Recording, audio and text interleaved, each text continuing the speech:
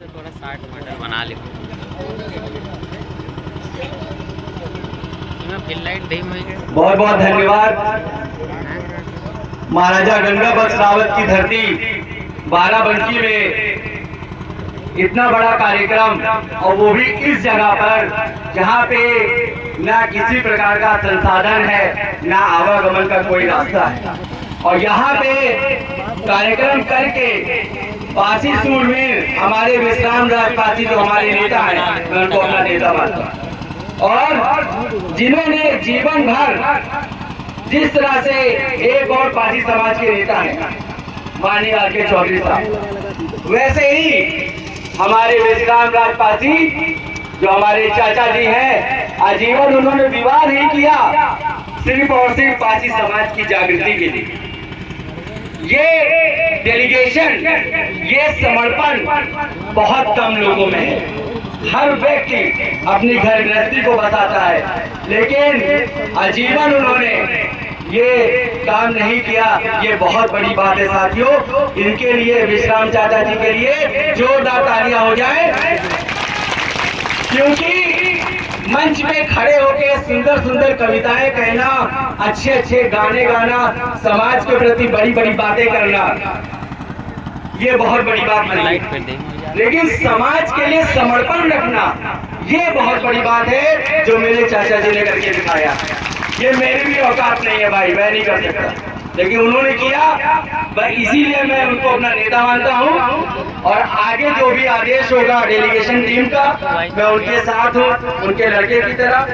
और हमारे साथ मंच पर मौजूद हमारे परम पूज्य राकेश बाबू जी जो हमारे पिता से हैं, मैं उनको बहुत सम्मानित, और हमारी मामी जी अर्चना रावत जी हैं, मैं उनको बहुत बहुत साधुवाद करता हूँ। और साथ में हमारे जो सुहेल देव आर्मी के कार्यकर्ता हैं, जिन्होंने बहुत जोश से यहाँ पे पहुँचने का कार्य किया, और ग्रामवासियों का मैं बहुत बहुत स्वागत, नंदन, अभिनंदन करता हूँ। बहुत सारे वक्ताओं ने अपनी बात को रखा, और बाबा साहेब भीमराव अम्बेडकर के बारे में, शिक्षा के बारे में, और महिला सशक्तिकरण के बारे में बहुत सारी बातें बोली गई। बहुत अच्छी बात है, लेकिन आज जैसे मैंने पहले कहा कि ये स्थान चुना गया, ये स्थान चुनने के पीछे कोई ना कोई तो बात है। अगर ये मीटिंग हम सुल्तानपुर रोड पे करते तो शायद इसके 4 गुना भीड़ होती, लेकिन यहाँ संसाधन नहीं है। लेकिन तभी ये स्थान चुना गया क्योंकि ये वो किला है जो बहुत दिन से दबा के रखा हुआ था। इतिहास चोरों ने आज विश्राम राज पासी ने उसको निकाल दिया और देवर पासी जी का नाम से आ गया। और मुझे भी ये पता चला, आज मैं बहुत बड़ा पासी समाज का नेता बनता हूँ, लेकिन मुझे भी आज पता चला जब चाचा जी ने मुझे अपनी गाड़ी में बैठाया और बताया कि योगेश बेटा थोड़ी दूर पे नगराम है, और महाराजा नल पासी जिनके नाम पे नगराम पड़ा, उनके छोटे भाई केवल पासी का किला है, और यहाँ पे ये नगराम का उप किला माना जाता था। और यहाँ पे जो मंत्री संतरी जो भी किले को संचालित, प्रजा को संचालित करने के लिए थे, उनके आवागमन के लिए एक सुरंग का भी माध्यम था, यहाँ से लेके महाराजा नल पासी के किले तक। तो जो लोग कहते हैं कि पासी बुद्धिमान नहीं है, पासी बुद्धिमान ना होता तो 3 महीना 13 दिन का युद्ध, गांजर युद्ध विजेता महाराजा बिजली पासी, सातन पासी, आला उदल को धूल चटा दिए। आला उदल कभी हारे नहीं, इन्हीं पसियों ने उन्हें हरा के भेजा, कभी यहाँ महोबा से आए नहीं।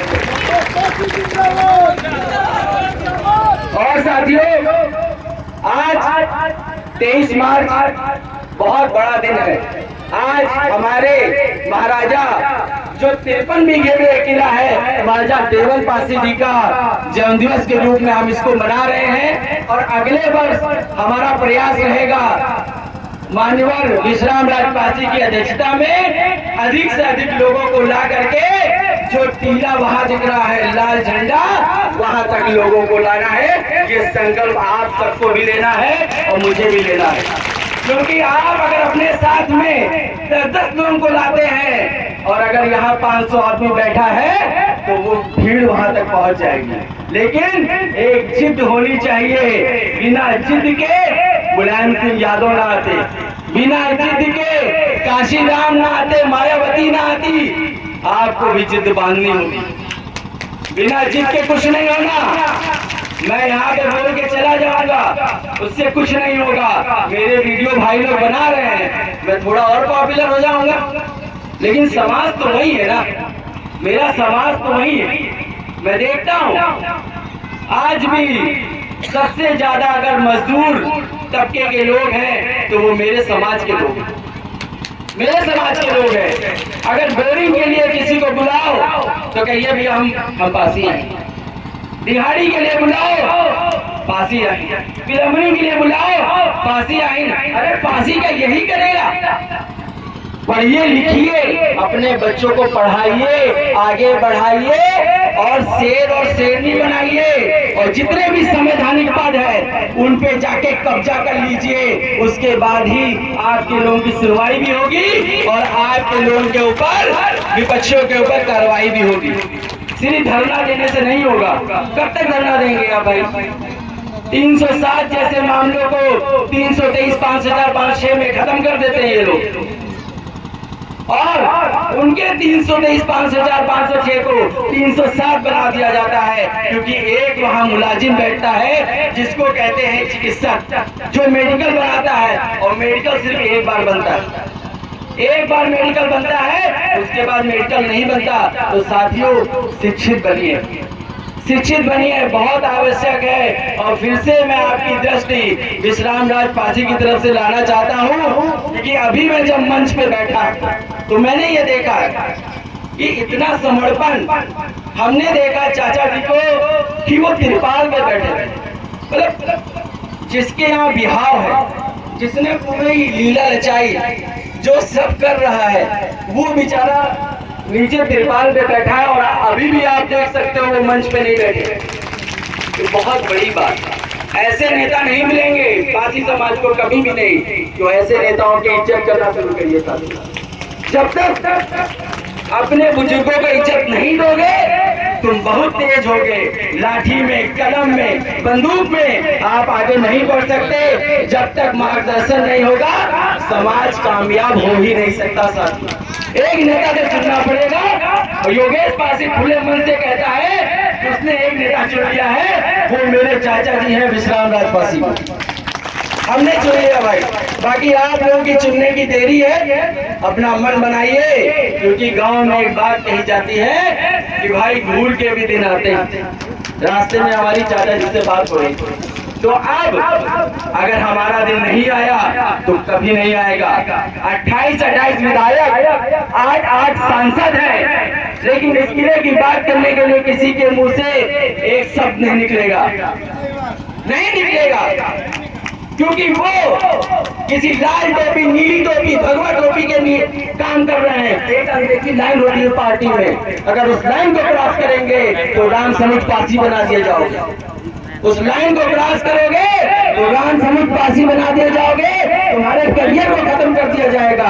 तो मेरे पासी समाज के नेताओं, मैं आप लोगों से, आपका अनुज, आपका बेटा, आपका भाई विनती करता हूँ। जिस तरह मेरे राम रचित पासी भाई ने एक बात को यहाँ पे कहा कि भाई हमें फ्लैट नहीं चाहिए, हमें झोपड़ी चाहिए। हम झोपड़ी चुनना चाहते हैं, वो मकान मेरा हो, पासियों की पार्टी बने, ये विश्राम राज पासी ही कर सकते हैं। और मुझसे जितना सहयोग होगा मैं करने को तैयार हूँ। 27 के पहले इस पार्टी को बनाइए। पीडीसी, प्रधान, पार्षद, जिला पंचायत, विधायक, सांसद आप लड़वाइए, तो जीत हार तो बात की बात, तब जाके मुख्यमंत्री का सपना पूरा होगा। क्योंकि भाई जो 2% है, 1.5% है, आज राजभर समाज की बात करना चाहता हूँ, वो मुख्यमंत्री का सपना देख सकते हैं। उनके पास में पार्टी है, हमारे पास में नहीं है।